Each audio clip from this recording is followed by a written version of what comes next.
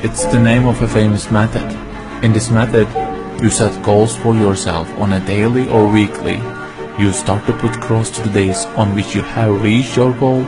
You make a chain with these crosses and you don't give up. You don't break that chain. But you have a problem.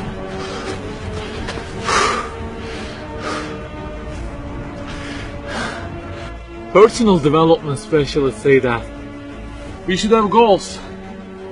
You know, they say like, don't sleep more than 6 hours, learn a language, finish a book every week, don't stop, always run, don't give up on your dream, don't break the chain. Okay, I don't object to them. I also have a table and put crosses on it every day and go after many goals, no problem. But you know what? They don't talk about the most important part of it.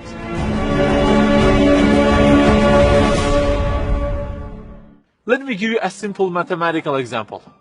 Try to imagine that you are adding numbers, and imagine that the numbers you have added up to this year is, for example, 35 in total, and you start from this year. For example, you will add 4 in this year, and then add 8 in next year, and it goes on.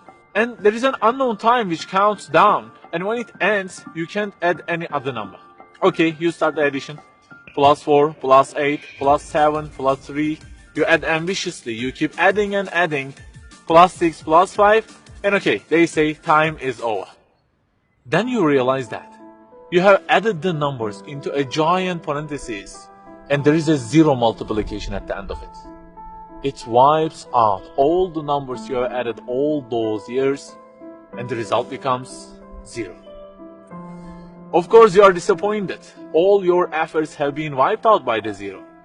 A regret arises inside of you. You say, I wish I had seen the whole picture at the beginning and realized that 0 and changed it with 1 before I started the addition.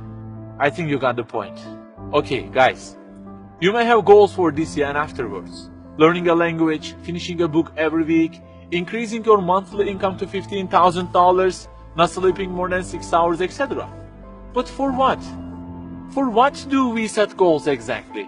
Why don't we break the chain?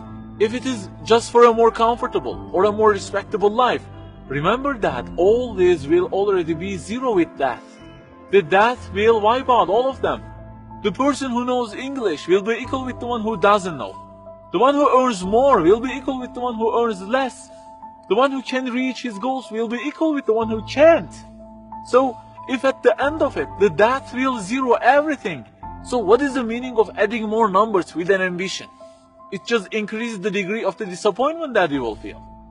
So the logical thing is seeing the whole picture at the beginning. In this life journey, which will end in an unknown time, my first job must be to prevent death from being 0. Well, can I really prevent death from being 0? I mean, since everything will leave my hands and will be lost, is there any other way that would transform them into something eternal? I mean, isn't there any kind of stamp for eternity that would impress all of the things that I possess and say, look, there is a seal on them and you can't wipe them out, okay? They will remain forever. The only one to say such a thing is the owner of the everything.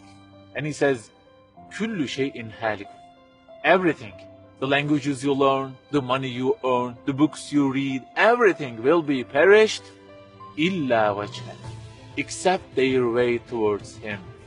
So the creator of our life says, if your intention is towards Allah, if the thing you do is for His acceptance, it won't disappear, it will be transformed into eternity in paradise. So learning a language, finishing a book every week, being rich, everything, if they are towards Him and for His sake, eternity stamp being pressed on them.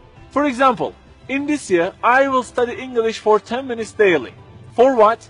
Because serving Islam in the field of English is so important, and I want to gain acceptance of my Lord with it. That 0 has turned into 1. This year, I will finish a book every week. Why? Because this is the way of being a more sophisticated person and serving Islam better, and Allah who is eternal will be pleased with it. Good news, that 0 has turned into 1 because now His acceptance is your intention. I aim increasing the income of my company to $150,000. For what? Because I will spend that money on spreading the message of the Quran to the whole world and the publications that would please Him. you have exterminated the zero because now your goal is towards him. We add and add like this through our lives, and they don't end with death. People who seek Allah's sake in their actions kill their death. Death cannot zero their additions. If the thing we do is for his acceptance, it is not mortal. You may say, I don't really love him that much, and maybe I don't really believe in him that much either. So how can I do everything for his sake? I don't even know who he is. My brother or sister, that's the problem. You don't even know who he is. And actually it is our first job in this life, recognizing him. That's the first step. The more you recognize him, the more you love him. And the more you love him, the more you seek his sake in your actions. So learn about him. Who made you? What does he want? Why does he give you such a billion things in each day? Read, find out. Turning the zero into one is a lifelong process. Start at the point that you are missing and try to fix it. Like the specialists say, don't break the chain, but keep the chain to gain his acceptance. Run, but run to be eternal. An unknown time counts down, and before starting to add the numbers, the first thing you have to do is to remove that zero. Otherwise, everything you added will be wiped out.